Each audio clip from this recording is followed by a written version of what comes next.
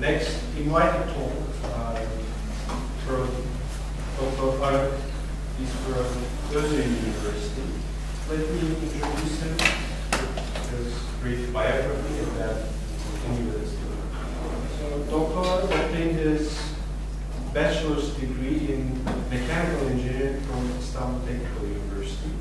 Then he completed his master's degree at the University of Miami.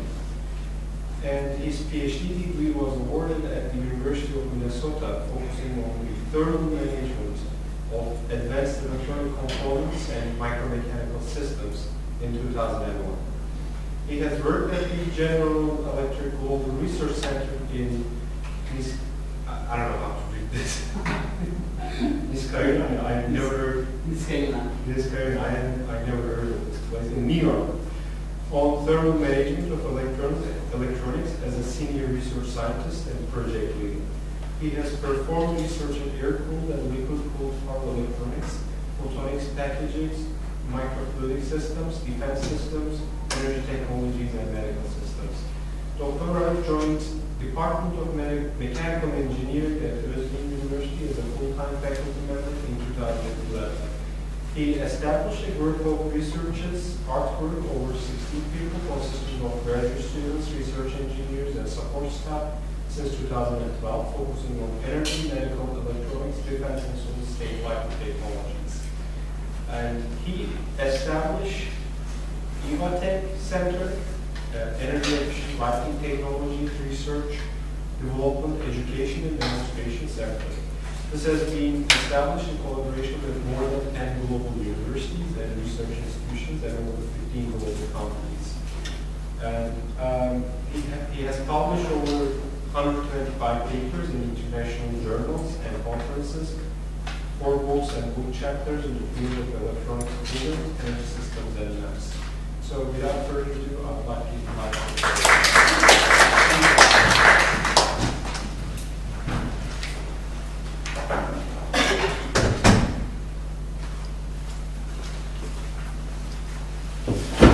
It's a pleasure for me to be here at Bilkent University at National Nanotechnology Center. As you may have heard, my PhD is between electrical and mechanical engineering, basically. People ask me from the mechanical side. I say I'm in between, electrical side I say I'm in between. So I'm hoping to explore myself and also express myself to people that what we are working on. Professor Kasika invited me to give a talk here. I was thinking about what should I talk. So we have a bunch of research ideas and things from mechanical side for thermal management and also from the packaging side for electronics and solid-state lighting. And I started solid-state lighting research since 2000, December. So it's about almost 17 years now. This has been evolving over the time, going from a very simple light bulb to very advanced devices. So my talk, hopefully you will enjoy the talk. It's going to be about 45 to 50 minutes. There's quite a lot of slides. I picked up slides from different parts of my research. If you want to ask me questions, please stop me and I will try to address. If not, I'll ask my students. They know better than me what they are working on. We also established a center at Özyeğin University, Advanced Electronics and Lighting Technologies. We are really interested in mechanical and thermal aspects of the electronic systems as compact systems putting together, make things simpler, smaller, more efficient, more effective. So here's the outline of my presentation. I will try to give a brief overview about our university, or center, or group, and then talk about solid-state lighting and electronics basically. So, and microelectronics certainly, because the light bulb today, or solid-state lighting systems, are no different than what your smartphones in your pockets, or your displays, or any other electronics basically. So then I'll talk about some of the problems and opportunities. I know that a larger group here is working on nanotechnology and mechanics aspect of things. Hopefully you may find some synergies in between so we can talk on it. And last part of the presentation, it's about, we call it digital lighting or digital transformation basically. Things are, last 10 years, things have changed quite rapidly. Things we had 2005, we don't have it anymore. It became history. And 2017, we live today, we use today. In about 3 to 5 years from now, we won't have it basically. So things are going in an exponential growth rate basically. So I'm going to touch base a couple of things from open literature and our own thoughts basically, and see if it's going to make any sense. I will try to close my presentation afterwards. So university, Özyeğin University, rather young university, it's about 8-9 years old, established by Özyeğin, who is the one of the wealthiest people in Turkey, and he is devoting significant amount of resources to basically this kind of helping others, helping research, helping in teaching, and reaching out global places basically. And Özyeğin University, he's a very successful entrepreneur in Turkey and one of the richest guys in Turkey. And he says that his best entrepreneurship activity is the university basically. He was sitting in the board of directors for Bilkent University for a long time. Eventually he decided that in about 2005 or so, he said, I want to establish a university using my name, Özyeğin University. So we call it third generation university in Turkey. So those are private universities, foundation universities, rather young. They don't want to be such humongous universities like in Turkey, like Ankara University or Bilkent University, maybe Istanbul University, like 40,000-50,000 people. Going to be about 7,000, 8,000 students, and a significant amount of research and teaching-oriented professors basically, and establish a global capabilities here basically. We have about 4 to 5 centers at the university. We are one of the centers who is doing the research at the university and bring global researchers and work together on the global activities basically. Then second thing I would like to introduce is EVATEC Center, Energy Electronics and Lighting Technologies. We call research, development, demonstration and education center. We do research, we also do development of technology. We license technologies out because our center has developed about 10 international patents in the last 4 years basically. We do two things, either have our own students develop their own ideas, have be entrepreneurs and successful companies like Facebook or Google, maybe Tesla someday, or we license out the technologies from our center through our university technology transfer office on lighting and electronic technologies. A very brief video. I want to show you that video.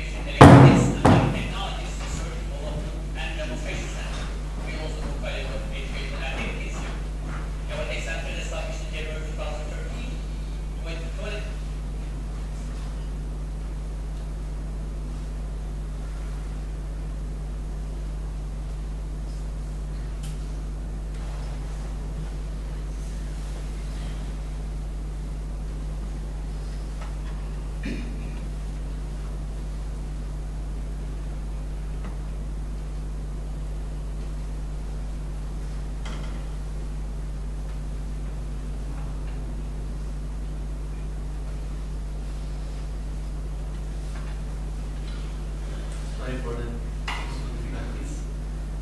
we tested it just before. Yes, it's very useful, so yeah. It happens.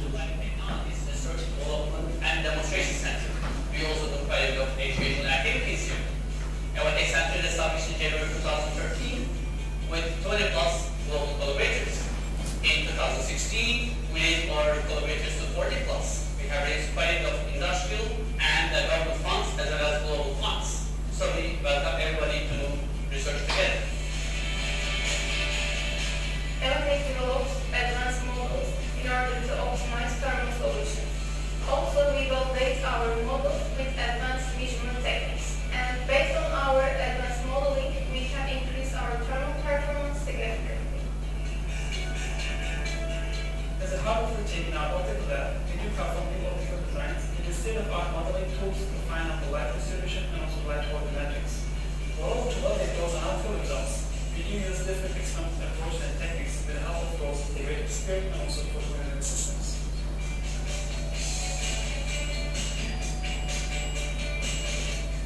Some of the biggest challenges in lighting industry, low efficiency, low power factor, and large-size diode electronics. With our global team, we develop and test highly efficient diode circuits for LED lighting systems. One of Nanotech's strengths is electronics packaging. We work on defect analysis through microscopic studies. Nanotech holds international researchers and always welcomes global collaborations.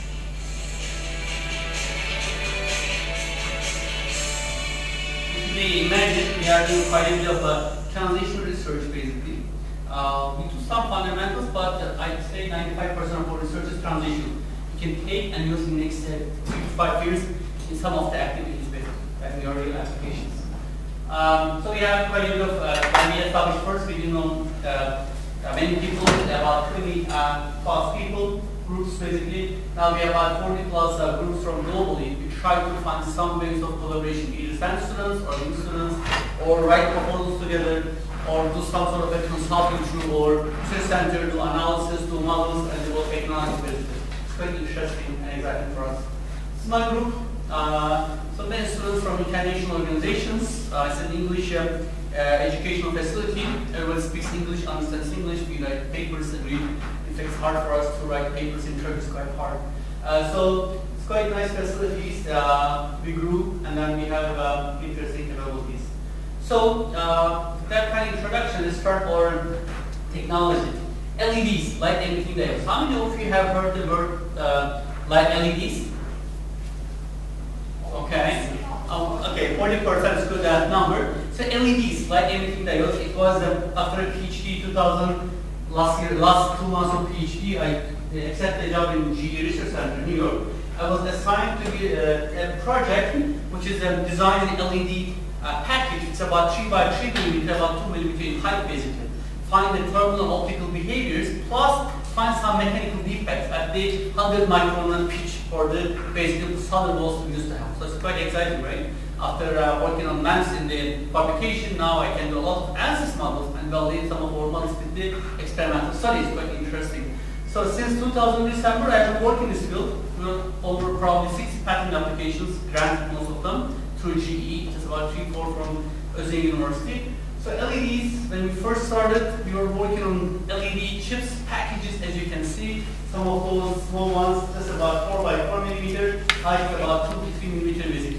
So in old times, when we were in high school, we used to have these little packages, indicators, signage, kind of stuff, basically red, green, blue, any color. It's pretty cool to look at an amber color, red color. It's very interesting. And then in 2004, people started making some of those into the product. And what I learned from my PhD advisors, you can work a lot on a lot of things, a lot of research activities. But if it doesn't make money at the end, at some point, nobody will be interested in that. It's such a hard situation for researchers because you want to work on a real cool problem, but if it doesn't make any money, you cannot find any money. There's no freelance, right? So anyways, we used to talk in 2004 about LEDs, energy efficiency, and things have changed. In 1960s, there's a guy named Dr. Nikolai, he's a professor in Urbana. He invents the red LED, and eventually red little bit of optical power, a couple million watts. You can actually see it. Then in about 1995, 1998, Professor Suji Nakamura from University of California, Santa Barbara, his prior research at Nichia Corporation, he improved that optical output a factor of 2 or factor of 4. So eventually it makes sense that we can really replace a lot of applications, right? Because of that, people said that I can make this, I can use it like about 50 LEDs to replace a light bulb lamp at that time basically. So in 2004, first LED products came out, and people started saying, wow, it's about that time about 2 times better than incandescent. Now it's about 7 times better than incandescent bulb, basically. Okay, incandescent bulb has been invented about 1890s by Edison, Thomas Edison. Now it's phased out a lot of places because it's very energy hungry compared to LEDs, basically. And then, wow, this lamp can go over 50,000 hours because it's just like a computer chip. And then if you really put everything together, it's very robust. It's not really, it doesn't have any filaments. It's embedded inside a pouch structure, basically. Okay? So it's very small, about a millimeter by millimeter, very small. You can make a lot of them. And people have been working clean rooms like on 4-inch, 8-inch, 10-inch wafers, basically. Think about 1 by 1 millimeter chip. There's about 1,000 of them, right? You can make a lot of them. So with all that said is, and it's also green, it doesn't really affect your environment. It was very good sales point in 2004 till today. Now, if I start talking about, thanks God, we have about 40% heard about LEDs, now we are hearing more. But if everybody heard about LEDs, I started giving this chart would be very meaningless with it. Because you are telling me the same thing, what I am learning here. All these things have been selling since 2012, 2013, and about now, with the energy community or the LED community, you cannot sell this kind of chart. Now we are teaching now, so we can still sell. So today, LEDs still hold the energy efficiency. That's why people have been putting those LEDs into the products. This is a Part 38 lamp or 890 bulb, and you can put anywhere you want, indoor or outdoor applications. Okay, this is quite cool. Now, the rapid replacement of old lamps with this new technology is quite fast, basically, in all parts of the world, especially US and Europe. And Turkey is coming, and China is quite fast, basically. Okay? Well, it's good. Then you can also come up with new applications too. Automotive industry in 2003, 2004 started picking up some of the applications. Okay? The first car in the US came out in 2002, Lexus cars, high-end, expensive cars. They started tail lights, and then in Turkey there's a very well-established good company called Farba. They have an operation in Germany, Modelo. They also work in the automotive industry, and then they have been replacing quite fast. Now it's not only in BMW or Audi or Lexus. Now all the cars are now replacing the LEDs, basically. Why? Because it's a longer life. Remember, the incandescent bulb is 1,000 hours, while the LED is about 50,000 hours. Think about a factor of 10, 50 is longer time, so you don't have to replace the lamp every other year, basically. It's quite expensive for the automotive. So I think it's almost like 9%, soon it will be covering 100% of the applications. Well, it's not just that, but on a very quiet mode, the TVs have changed in the last 8-9 years, basically. Remember, how many of you remember all these tube TVs? Large. Any of you have not seen those TVs? Oh, everybody has seen. So that's about 8-9 years probably. So my mom still have one of those in her home. So those TVs have been replaced with the very nice, slim, sleek TVs, basically. Okay, it's not just slim on the like a picture on the wall. It's a beautiful TV with a lot of functionality, basically. So those TVs or those cell phones or any other tablets, computers have been using those, basically, and those has been enabled because of LEDs, basically. And then with the LEDs, you could get very beautiful, this is thermal, but there's very beautiful optical distribution. That's why you can get about 4K TVs, high definition TVs, 1080 resolutions, all beautiful things, basically. Not like in old TVs that I can see it, or 3D features. All these advances, making it smaller and having these LEDs, are bringing in interesting things. But also, you use LEDs here, probably 30-40 LEDs. You can also see some of local hotspots because of the LEDs, basically. It brings you good things, but also brings you that thermal engineers are going to be employed because they're going to be developing new technologies for meeting these optical and thermal issues, basically. 2017, recently, for the last 2-3 years, now energy efficiency is good, but we can also use LEDs in other applications. What are those? Exceptional color control, basically. Incandescent bulbs, you may not be able to control the color very well. Okay, it's one shot. But with this, we have an app. If you want to have a blue light, you get a blue light. If you want to have a purple light, you get a purple light. If you want to have a date with a pink light, you can have a pink light basically. Okay, so you can have beautiful color control with these LEDs. And human factors. We know that lighting affects human perception, human psychology. You can control this. Okay, by having this, think about a light bulb today. So you are not very happy. You got a bad news. Your mood is bad. Your camera, your light bulb has a camera. It's getting your face. It's getting a basic recognition software. It says, "Oh, you don't look very happy. I'll give you some blue lights or red light, whatever is proper for that purpose." So you are having that. Or using the LEDs in horticultural application, agriculture, right? So in big cities, in Japan especially, we started that. Think about the cost of a lettuce in Manhattan and cost of a lettuce in a little town in Turkey. Not the same. Think about that you have your own little garden in Manhattan, 20th floor down, and you have your own space, you have the lights over that. Because at the end of the day, you need to provide the same spectrum like the sunlight, right? People started making these farms and using the LEDs because in LEDs you get any spectrum you want. You can control it by having the material science in action basically. While here, communication, right? People started talking about Wi-Fi activities. What is Wi-Fi? Transmitting the data, getting it in and out basically by using lighting. Okay? There are very interesting research at Özyeğin University, one of our professors, Professor Özyeğin is working on, and there are other professors, research groups and companies are interested in that too, because it is not interfering many other things like the modems basically. This is very nice, you can get the data in and out. So beyond the energy savings of LEDs, you can list many other things that you should really go with the LEDs. Again, solid state lighting. Why it's important in one aspect basically, it is basically energy efficiency, right? If you look at the buildings, like in US, there is for US basically, just about 21% of the energy goes into lighting. And like energy is expensive in Turkey, more expensive than US basically, maybe the amount may be even higher, okay? So by looking at that, if you can tackle on that and think about 7 times more efficient, so you can reduce about basically 3%, 18% of the cost of your home basically. That becomes a significant factor for us.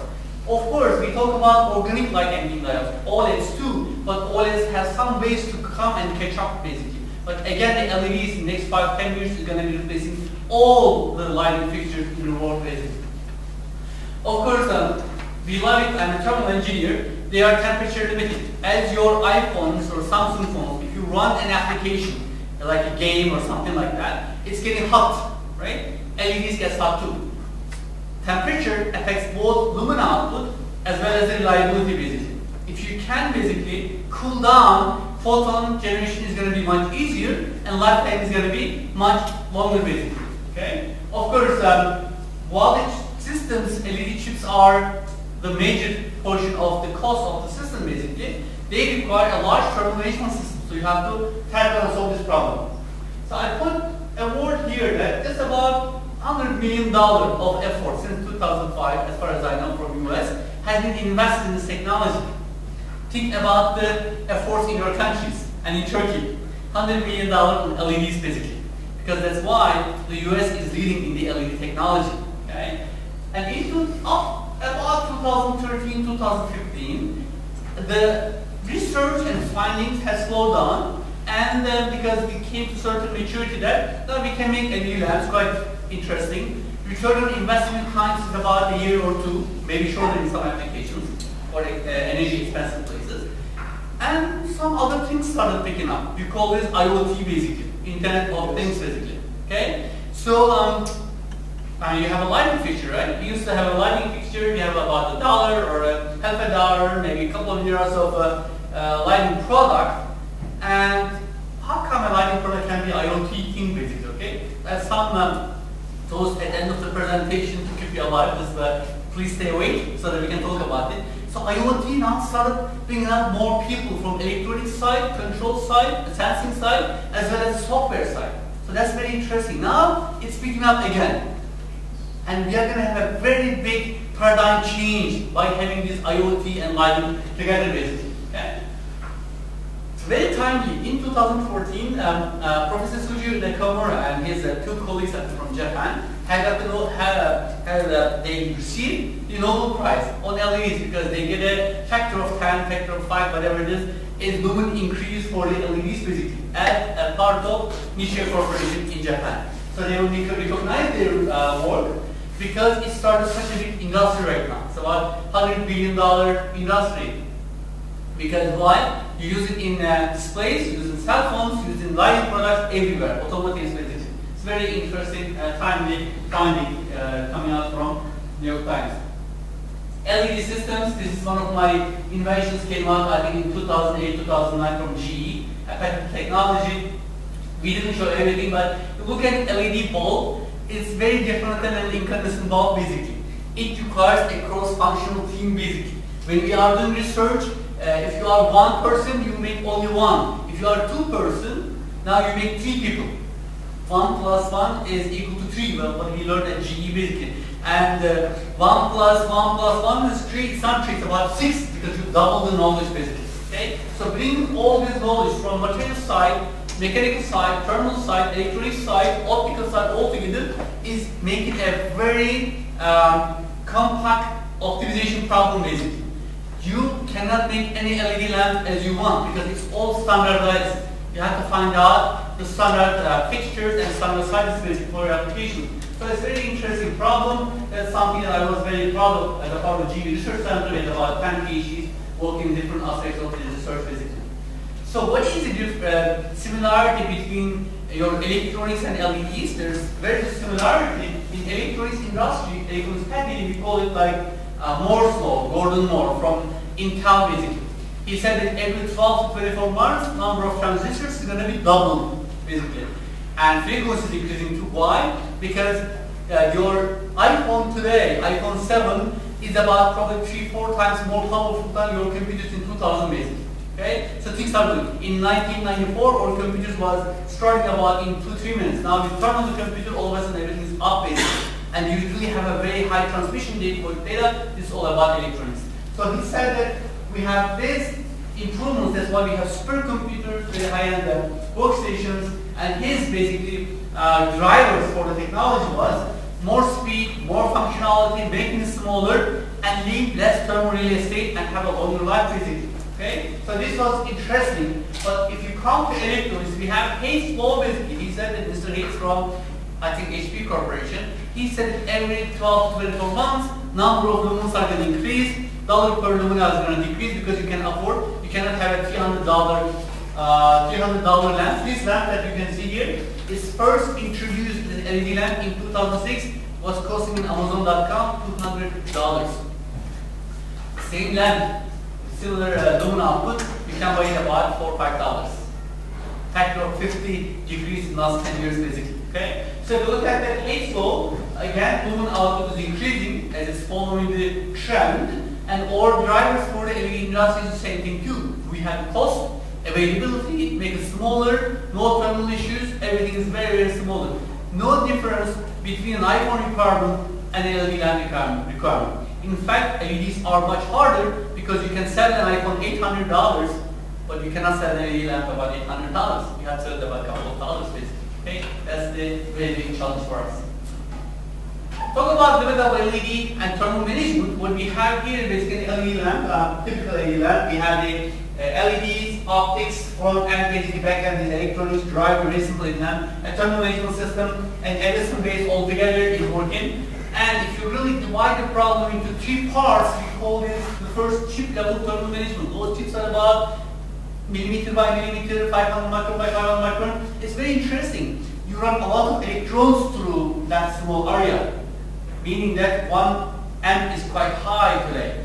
If you give them, what happens is that there is local heat generation problems, there is local hotspot problems if you cannot cool it well, as you can see here. And we call light engine. Light engine is the light generating system. You pull them, put them onto a PCB and pull them together. With that, basically you have to find a thermal solution for that. I have some examples that I will show you. Now, system level thermal management. You cannot pick or do any type of thermal management for your application. You have to find something which should cool your system, plus it should aesthetically cool cool basically. When you look at, you have to feel a good technology bulb basically. Pull together, we can divide the problem into sub-segments of chip level, package level, and system level thermal management. In 2008, I'm having some discussions with one of our GE executives. Said, "Oh, Mehmet, in a couple of years, thermal management problem is going to go away, and then I will be jobless. I'll look for a job for other areas." I said, "In electronics, there is no way of getting rid of thermal problems. Basically, we had the same problem in conventional microelectronics, right? And then big vacuum tubes, and then CMOS technology, then other technologies still." Or your iPhones, your computers, your TVs are still getting hot basically. That's fine. What happened is that your chip junction temperature, when the junction temperature increases and your, we call L70, lifetime of an LED decreases basically. If you run your system at 100 degrees Celsius for a harsh driving condition, 1 amp basically or 1000 milliamp, you have about 50,000 hours. But if you really run at 150 degrees, your lifetime becomes about 25,000 hours basically. Okay? So to look at that lower driving curve is going to have a longer life, but the issue is never went away. In 2017, we had similar behavior from manufacturers like Cree or Philips, I believe this one. To look at that, trend is still, if you increase the temperature of an LED, your lumen output is going to decrease and your lifetime is going to decrease. So don't run them hot basically. Try to cool it as much as possible. What happens to optical efficiency of an LED? If you run the LED, as one of our students developed this chart in the lab, if you drive an LED at a low current, and at cool temperature, your optical output efficiency is going to be about 40%. But if you drive them at low current but high temperature, your efficiency is going to drop like a linear behavior.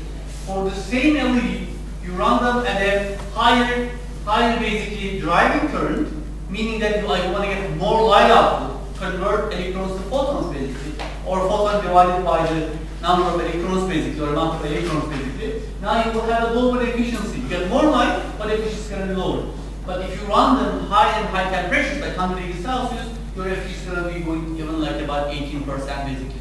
So there's a trade-off here that more light output and more efficiency, whatever you want to do with it, you can pick up. Okay? A lot of times, to reduce the cost of the system, what we do is we reduce we basically increase or bump the driving curve of an LED basically, so that we get more light output. Then instead of using 10 LEDs, you can use about 6 LEDs. Cost is low, but lifetime is going to be low as well. The trend that I pulled in one of our publications basically, as you can see, in old times we used to have an indicator lens, very low optical power, very low power level, like about 70 milliwatts of electrical input, energy input to the system, but very high thermal resistance. Over the years, especially 2004 is an interesting year, high power LEDs started coming up in the community. You can start buying them about $5 or $10 now, today about 50 cents each. What happened is that your resistance drops significantly, a factor of probably 18, and your electrical input or heat generation becomes much higher basically. So you cannot survive with that thermal resistance or with that thermal resistance 240 degrees per watt compared to 15 with high power input. What happened is that if you have 240 and about 1 watt of heat generation, between junction to the package you will have about 240 degree temperature change. If your ambient is 40 plus 240, it becomes 280. Your system is going to be melting and burning out basically. Okay? In 2017, we have far advanced packages. We have now much lower resistances. We are about a couple of degrees per watt, but much higher power input to your system basically. So let's talk about some of the material aspects and some opportunities and problems at this part. One of our problems in 2004 when I was GE, we published later on this study journal paper basically. What happened is that LEDs in an epoxy optical structures, and then a lot of phosphor particles, about a micron, a couple of microns basically cured together. You run them, you get the blue light exactly 450 nanometer, about 5-6 nanometer emission comes white light. What happens is that over the time, those local phosphor particles doesn't convert to light properly or efficiently, it becomes very hot. If If your chip is about 100 degrees, your local spot may be about 150 or 200 degrees Celsius. What happens is that your optical structure may not withstand for that kind of high temperatures. Because of that, it becomes yellowish or darker in colors basically. That becomes a failure. We call this terminal runaway. If things start getting worse and worse over the time, now it's going to be shoot away basically. You will have a big disaster basically. Think about this kind of problem. It's happening in an automotive application. What happens? It becomes such a big issue basically. Okay? This is something we did. We published in one of our papers. Look at local hotspots basically. For material scientists, it would be very interesting to look at the fluorescent materials. Okay, very wide spectrum, light conversion, and temperature, high temperature withstanding capability. That would be very interesting area to work on it. Again, another problem is LED chips, right? About a millimeter by a millimeter, and times it's a very small area. We usually don't want to see 30 degree, 40 degree temperature variation in those LED chips. What you want to see about a degree, 2 degrees, maybe half a degree. What happens is that what we have seen between left and right side of LED, we have seen about 25-30 degree temperature change because of the packing issues. What happens in the PCB, and there is other ball points. You put solder balls, you put the chip, you do reflow all activity, you bundle them together. On that day, your technician, your engineer, is not in a good mode basically. What happens is that it basically has some dirty material, or he's rushing to process basically. What happens is tilting, it's not acting. So here, it's not touching very well. That becomes a big issue. This was one of our first macroscopic IR studies that you can see 10 micron pixel size. You see the high temperatures over there. Later on, we developed some fine element models and prove that it's actually a very interesting problem. And then your interface resistances. You have those solder balls, and you may leave a tail gap in between two. When you have those solder balls able to perfectly contact with each other, the overall coverage of the surface area may be about 15-20% basically. You don't really cover 100%. If you don't cover well, what happens is that you may have some local hotspots basically. We have shown that by using some interesting thermal interface materials that you develop, by adding some high conductivity fillers with a good carrier material, you can fill up in between, and you could really reduce the thermal resistance from, let's say, 11 degrees C per watt to 5 degrees per watt. It's very, very important. Why? Because if you could do it, you could basically probably 20%, 30% bumping up your optical performance. That means you could reduce the number of chips, and that will impact the local effectiveness values. So there's another application we have been working on in the last couple of years for automotive application. A lot of our students are working in this field, basically bringing up all 3-4 features. Instead of using 3-4 lamps in the LED, in a backlight, tail light, things like that sort of stuff, right? Just use one, a very small one, and with a good proper optical behavior, you could really have very interesting features over there. Again, this is very large scale study, but this you can see there's about 15 LEDs here. Instead of using about 40 by 40 millimeter size, you may be able to do everything about 20 by 20 millimeter. Think about that. You have a large backlight system, and if there's a small dent, a small hole over there, you have to go and replace it. The cost $300-400. Instead of having a small, a durable one, you won't have this kind of problems basically. Okay? So we are working in this, but we are finding very interesting problem. What is the problem? Tight packaging problem, as well as the harsh environment problem. When you are running in Diyarbakir or Arizona or Ecuador or maybe Tunisia or like Egypt basically, you have a very hot environment, a lot of dust basically. Doing the control the thermal management is quite challenging in this particular case. This is a video here. That our student has taken electronics and LEDs basically. As it's going to be functional, what you can see local hotspots here. Then you have to find proper thermal solution, or look at the back side, electronic side basically. You have to see some local hotspots basically. What happens? You may have a large system, but if a part of your system is exceeding your junction temperature requirements or specifications, instead of 80 becomes 85, your system is going to fail. It's the whole system basically. Okay? So that's very interesting that we are working on. We are finding that those local hotspots may cause significant degradation on two things. Short-term lumen degradation and long-term lifetime degradation basically. These are the things that should be algorithms. Again, these are some of the IR images we have taken. We published a couple of years ago. We come up with a new approach for the lighting system design. We call this, we developed some of the figure of layers for the lighting systems, trying to bring up mechanical, thermal, electrical, optical design options together and come up with a full-scale modeling and then designing option list. As you can see, there are many options for the same bulb, but as you can see, they are all hot, and there is no specific selection criteria. Many times it's specified by the project leaders for the design engineers basically.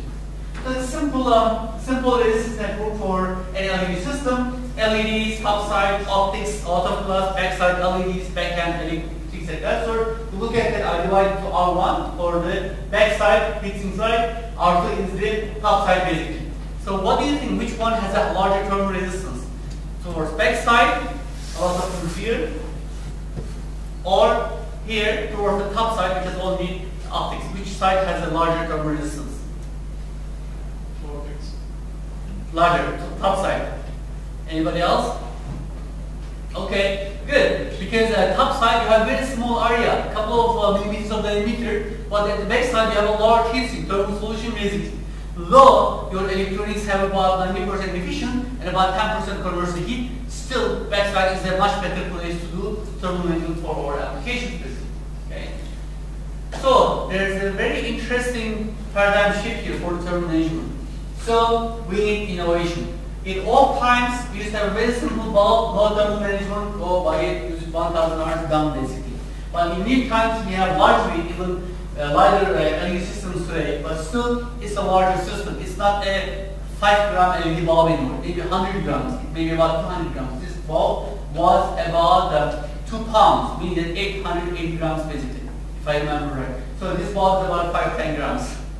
It's about 80 times larger. And it was very simple bulb. You go buy, use it, 3 months later we trash it. But here we have a very complicated system. It's just getting more complicated. But complication factor probably about 10-20 times compared to this simple bulb basically. Okay?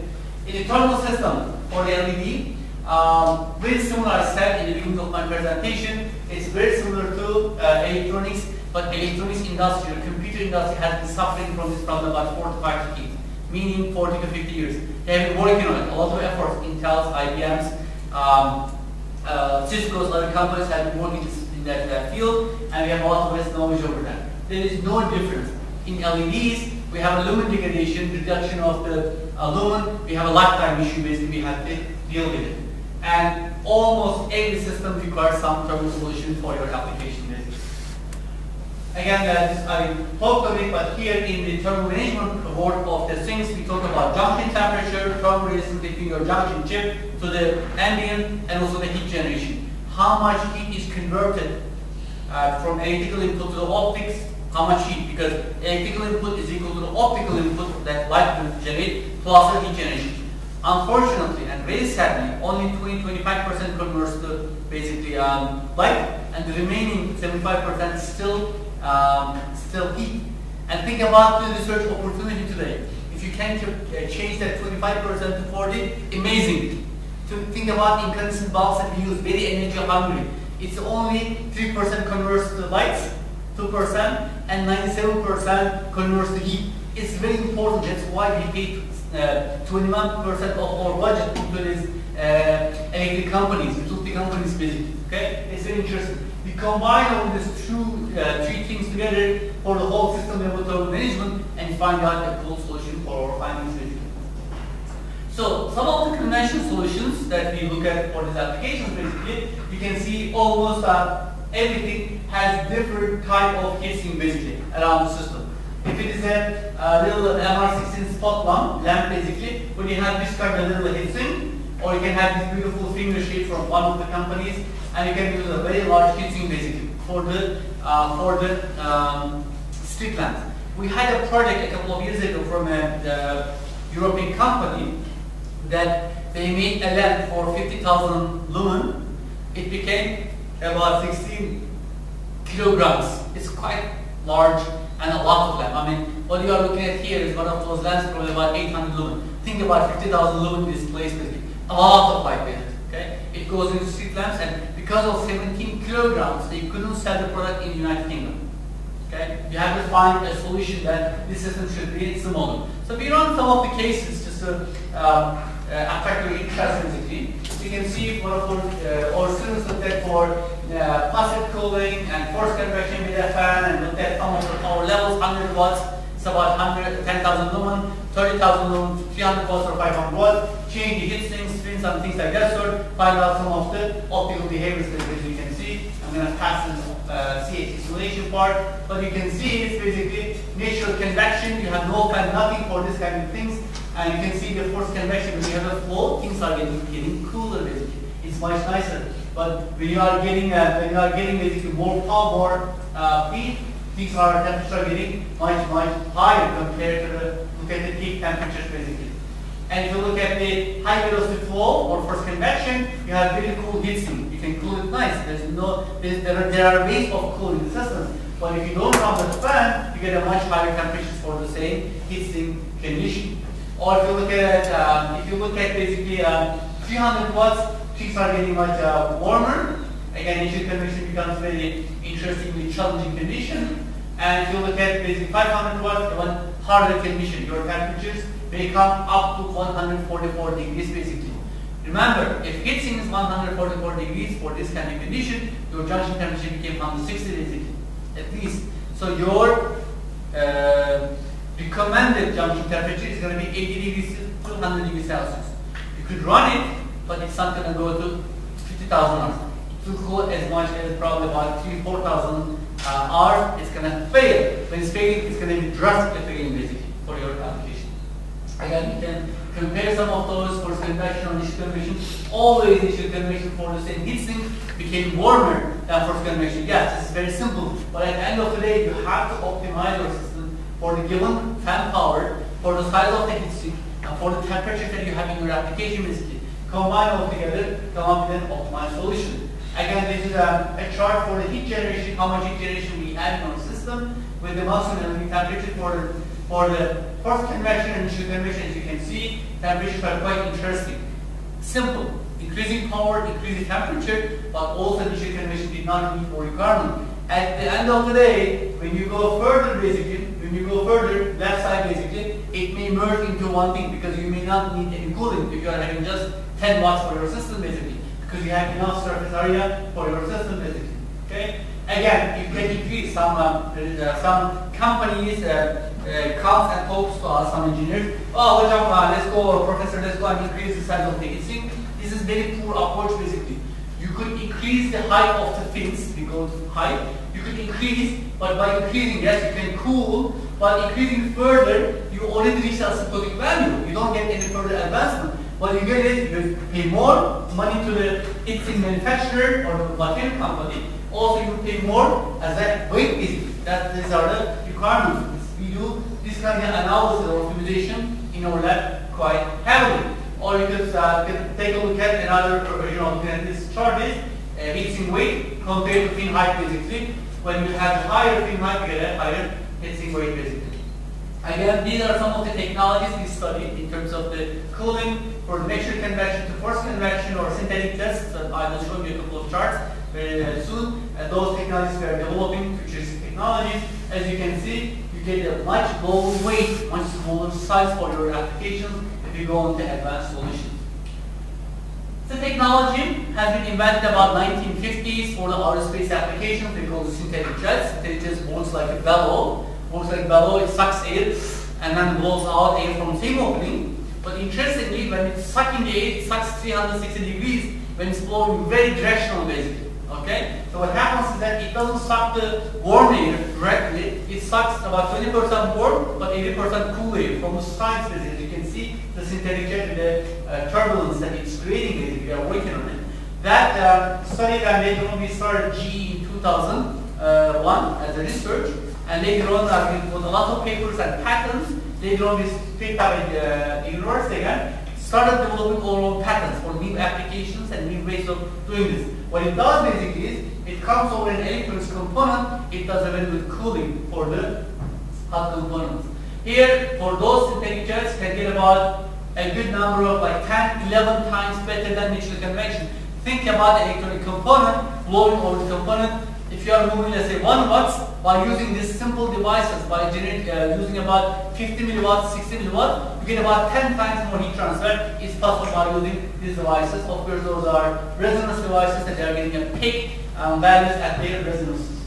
Of your power consumption, it may consume depending on your driving condition. It's an AC driven devices, about 25, 50 or 250 milliwatts. You have an optimization scheme for your device that you may want to come up with a good cooling performance.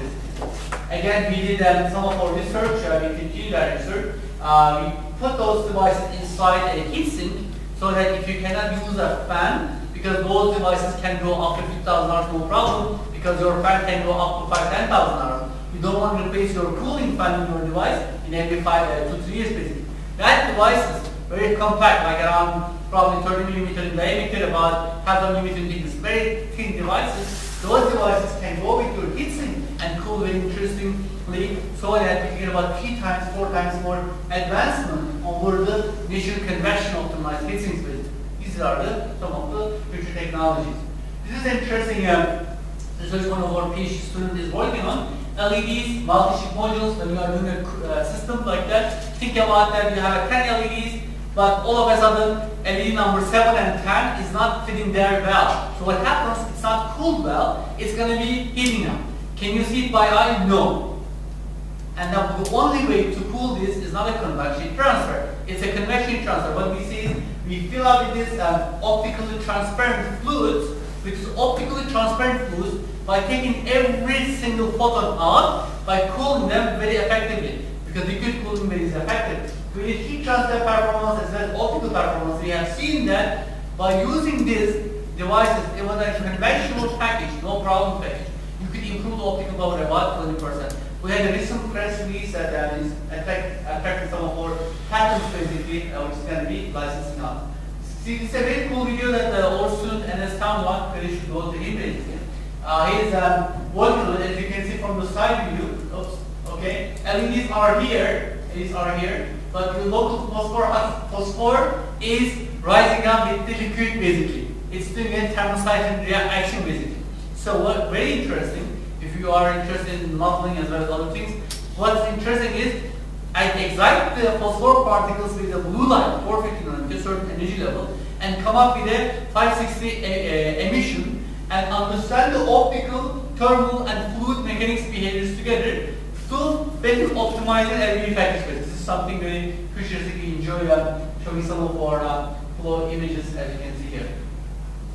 This is the last subject before IoT that I will talk about. So we talked about some of the local hotspots. One of our students, Uras, is working on that for her master's. As you can see, there are a lot of LEDs, there are local hotspots, and a lot of times those FR4 substrates are not performing well. We have to find out better solutions. Currently, people start working on metal glass substrates, but metal glass substrates are solving some of the problems, but they are not adequate to solve local hotspots, especially when you have Wi-Fi or IoT type, other applications, other electronics gets into this cramped electronics into the same PCB, because you cannot make it larger, because you are working on a standard form factor basically. You have to find advanced solutions, which is what we are working, advanced heat spreader solutions with a heat pipe technology. So this is some of our experimental results. As you can see, FR4 board, aluminum board, advanced heat spreader board. I think the light I cannot see it, but this is what you can see. A lot of local hotspots you can see. That is the primary reason for less lumen output plus higher failure ratio rates. So what happens is that aluminum can solve today's technology, but it's not going to be able to solve the next generation technology with about 2 to 5% output rate. So advanced heat spreader technology, you can see that much more uniform isothermal temperatures. What we can see is we can solve future technologies. Of course, because of the low thermal conductivity of FR4, we are getting higher temperature gradients with this. Okay? Again, as you can see, it's cooler by having advanced technology. This is the purple line. Blue lines, what you can see, both optical output, lumen output, optical power output. You can see with this better cooling technology. Now, let's talk about digital lighting and digital transformation in 3 minutes. That's very interesting. So it is something that is changing the lighting, or taking lighting from today and taking out a different domain basically. Okay, it's no more your $3-5 lighting product. This is a chart from a US DOE workshop from last year that I was a part. What you can see is this is from GE, one of the executives at GE, basically showing that what they see is we have street lamps basically. Okay, we have a street lamp. A street lamp is an option for us to collect data because you drive, you have accidents over there, you have some burglaries, you have some attacks, you have things like that, right? You can have a picture, you can have some sort of a communication system with a communication module here. You have a computer at the central part of the city or somewhere, so you can get all the time data. So what they see is every lighting picture, as they show is an outdoor picture, is an opportunity for you to collect data. Why internet is big today? Because it collects all of your data. Everything you do, every site you go, every email you send, it collects data. Look at the Google, right? So you do go and search for a good sneakers from Nike basically, and next day you see a Nike advertisement, go ahead and buy a Nike basically. Or you're looking for where do I get an Adana kebab in Turkey, it gets the Adana kebab advertisements on your Gmail email site basically. Okay? So what they see is he started working in this because trying to collect not just energy consumption data, but all kinds of data. That's even more interesting from Intel's perspective. One of Intel's chief researchers is showing that slide basically. What he's showing is, wow, look at those. Lighting is everywhere. Just lighting, forget about displays and cell phones. It's everywhere. And I like the word from them. It's called and node. Lighting reaches every other single dark point that nobody can reach. Even cell phones cannot reach them. Think about this building. There are very spots that only lighting feature. There is nothing else basically. Okay? So what means you are worrying about your lab. None of your students are there. You want to get the data on your mobile phone. So the lighting feature is there, but you are not there. Your phone is not there, or your people are not there. So what they say is this end node concept is very important. It reaches everywhere, every single point, so that becomes a very new opportunity for you. What it does? Think about your lighting feature, right? Lighting features can go temperature sensor, pressure sensor, chemical sensor. We were thinking about for the last couple of days. Think about it. How many of you worry about the lighting air quality here? You worry about air quality here? Is it healthy or not? You worry about, how many people worry about air quality here? I do worry about it. Do you think you have enough and clean air here? Does it matter for you? Yes. Because if you don't have clean air here, it will cause you cancer. Or it will cause you some other bad things, right? What if we can control all this air quality?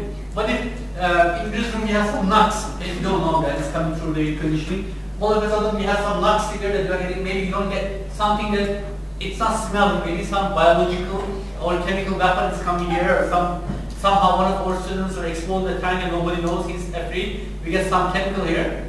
You get about the chemical about half an hour exposure. You have no idea. What if your lighting fixture has a sensor that it sees this kind of pictures?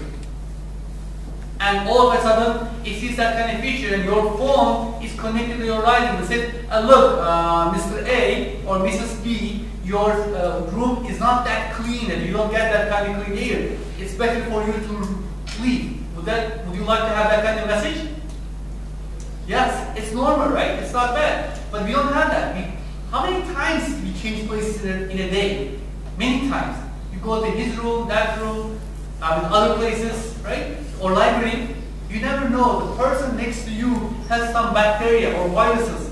And we have in the city buses, right? If you are not taking your own beautiful car, you are taking the public transportation. There's about, in Istanbul, there's probably sometimes about 50 people. I hear in India, there's about 300 people on 100 people buses or trains. What if you have this kind of problem? Would you like to take that bus with a risk, or would you like to take the next one?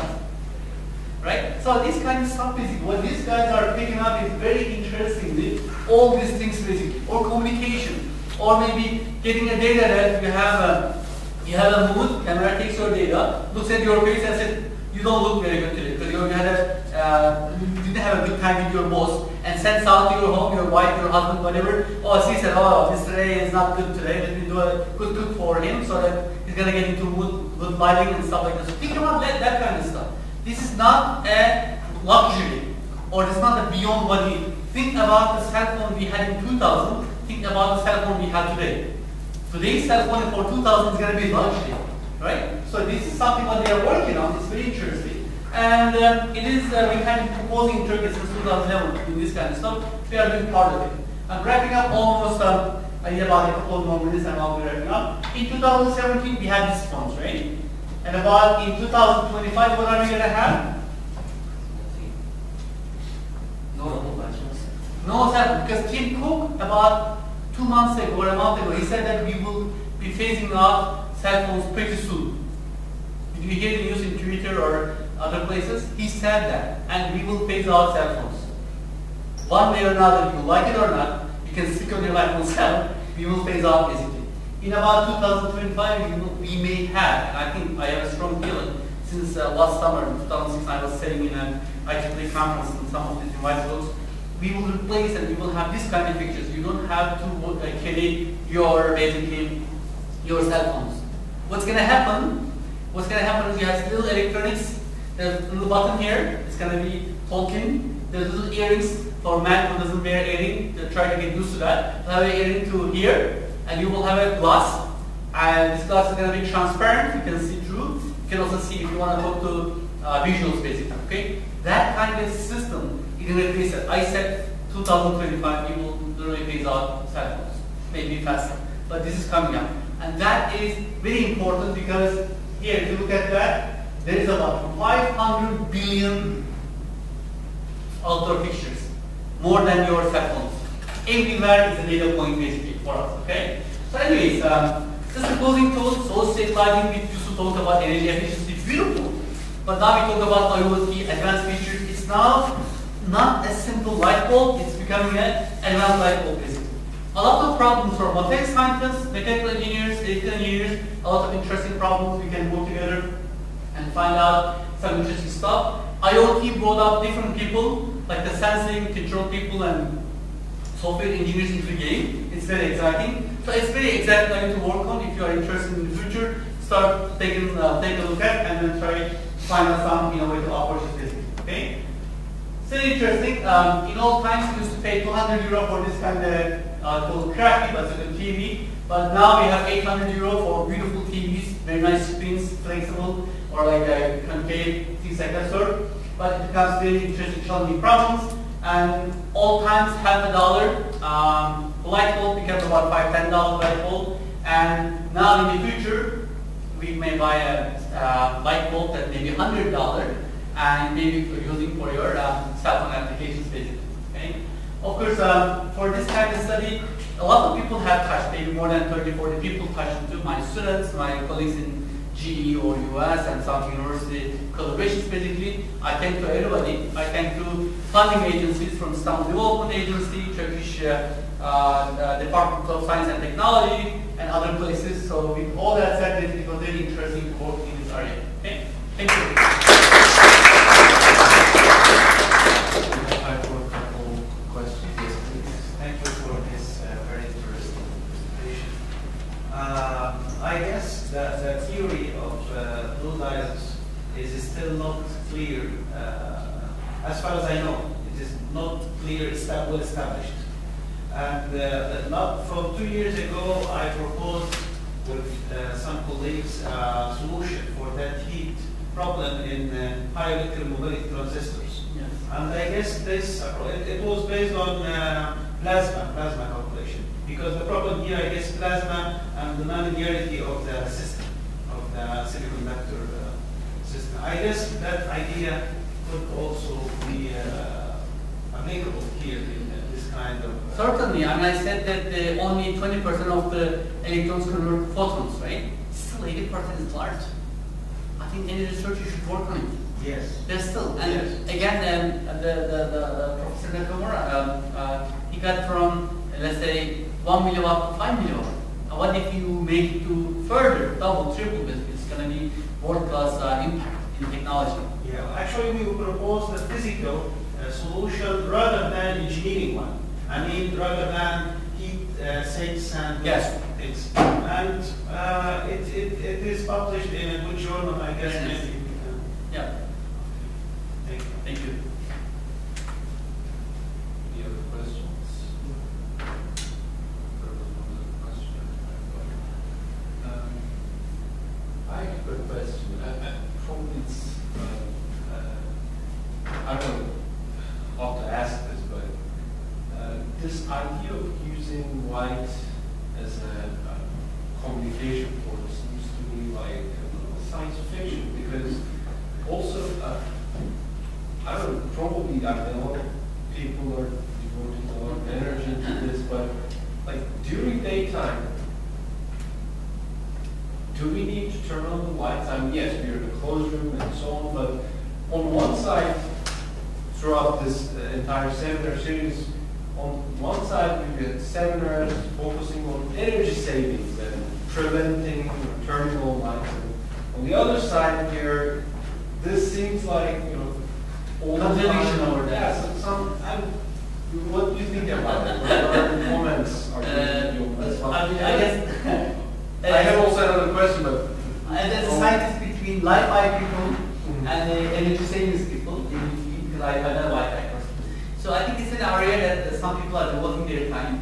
There are some people are thinking, concerning about the technology, it's going to come, but there are some limitations certainly. That's certainly an issue. Energy savings, yes, because at this time, there's about 20 features to it. Do we need that kind of light? Like perhaps 20% light is going to be enough for our application, right? I mean, for our requirement. So do we need that much? Or for just Li-Fi, do we turn on? That's a problem. For Li-Fi people, energy savings is a problem. For daytime, nighttime, I think, but they would claim, is if I have one light fixture, I will do this, I will solve the problem. I think they would say that. I think they will, otherwise we have to turn on everything, right, in daytime. So it's I think it's a technology that it's overcomes some of the issues basically. So people are working on it. So whether it's going to be successful, take out the current data transfer technologies, I have no idea why. But at the end of the day, I think the advance for smart lighting, a lot of sensors and things like that, it's going to come. If it doesn't come, or iPhones are going to serve for the same purpose. One mirror is going to come very soon.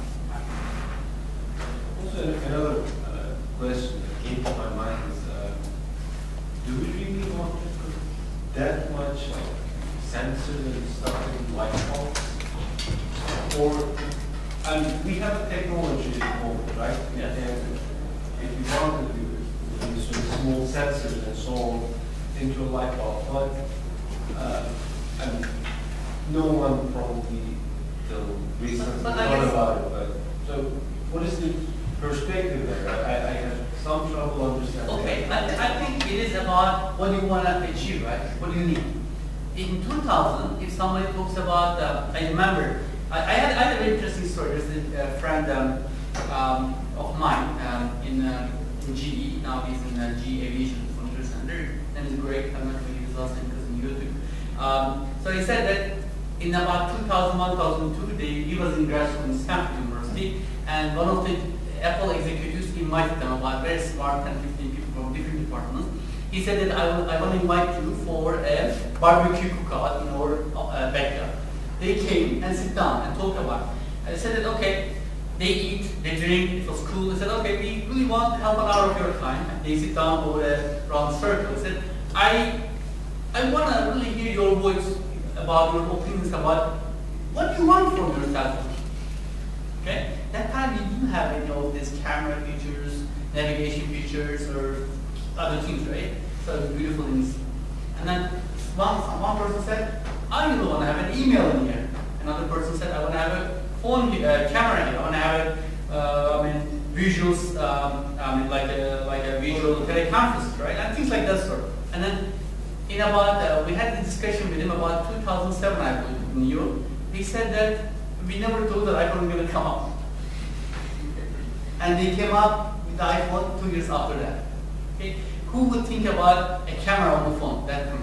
I didn't know. Who think about navigation? Who think about like a cameras and things like that stuff? Okay? So coming up to sensors, I think we need sensors. And if a sensor is about 100 micron, like a dense sensor, not like a large sensor. I would love to know the air quality in this room basically. And I would love to know if I'm sitting next to you, I would love to know if you have some virus that will affect me at night. And I'm sure you want to know that too. And then I really want to, okay, for example, if a bacteria A is going to affect my lifetime or comfort, I want to know on my iPhone, said, okay, if you are seeing Professor Kasırga, you will be having a 50% chance of fever tonight. I want to know, I usually want to be away from you. And this kind of information, I think, by the time passes, we want more and more information. And especially collecting and analyzing the information. If it's not that hard and expensive, we would love to know it.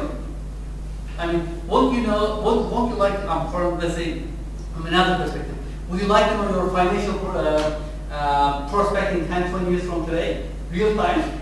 With your expenses story? I do, but I don't do it. How many of you keeps your financials for 10, 20 years from today? Would you like to know when you are reaching 50 years old? Or 75? I think I do, but I don't keep it. I'm not a good finance person. But anyways, again, the health is important because health is a compilation of things like what you eat, what you drink, who do you with, and what kind of activity do you do, exercise. And I think we want to have more information.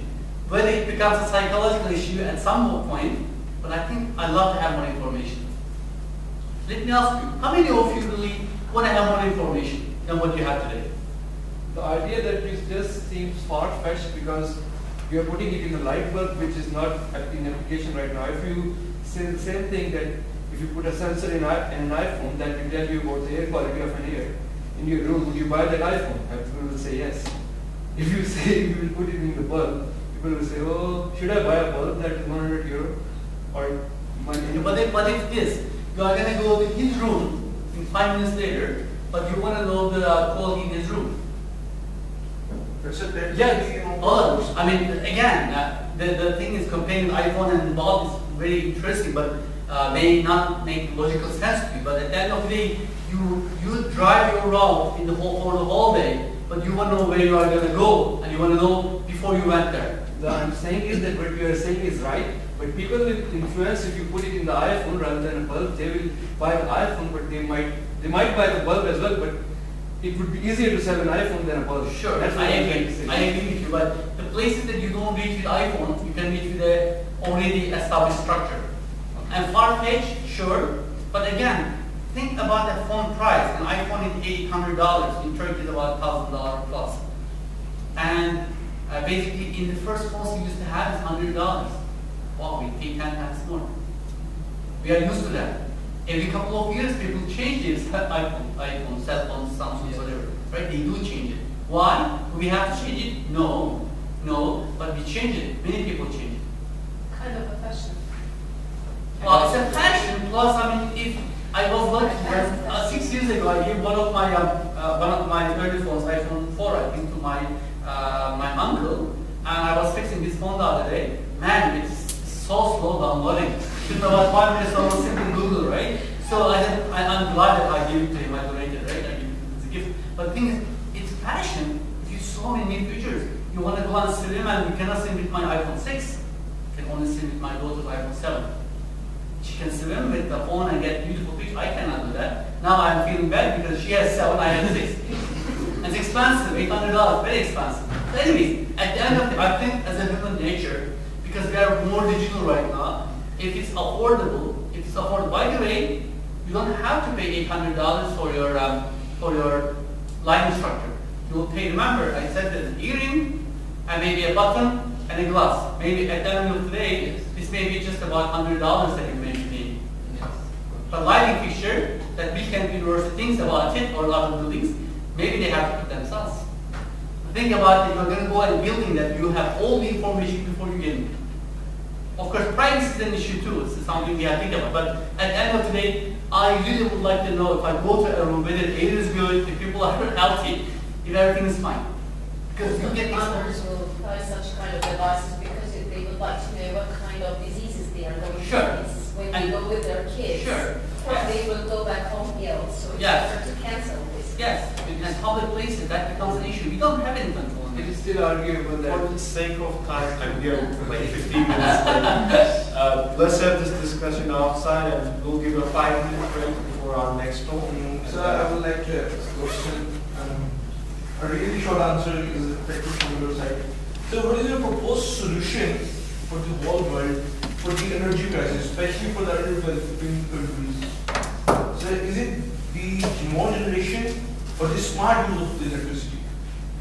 What are your comments? Okay, very briefly, 1 minute in a couple of words. I think in terms of the energy efficiency, we had to prioritize, let's say, LEDs, smart to get this room. There's 20 fixtures. I don't need that light. Do you need it? No. That light, right? We can improve the efficiency. That's one, basically. That's primary. Second is, I think we have to use some more generation. But if we tackle all the efficiency very nicely and rapidly by government incentives and support, I think we can solve the problem for the 5-10 years with it. I love renewables, but unfortunately there's a limitation for renewables, for the sun and wind and things like that. I also like nuclear. If you can do good engineering on nuclear, very good safety factors, it's not that bad with you. Okay? I mean, a lot of people are going to curse me because I like nuclear, but I think it's a very compact, high energy. And this is something, and if it's used good for good purpose, bad purpose, I can't say it, but for good purpose, I think we need nuclear. Okay? And power generation facilities for gas turbines or cogeneration facilities with gas and then steam. It already reached and value that. You're already at the 40% efficiency for the gas turbine cycle or like 60% for the cogeneration or stuff like that. You cannot change 65%. It's not very easy. I know, and I know very good friends at GE, we work together. They're working really hard in Siemens, try to do it. It's very hard, basically. Okay? For the energy crisis, I think we have to go look at this nuclear, how we can make it safe and how we can do the disposals are safe and stuff like that sort. But again, efficiency is number one to me. We should make everything efficient. Also, this knowledge. Okay, now we need to finish. Let's have this discussion outside. Let's thank our speaker.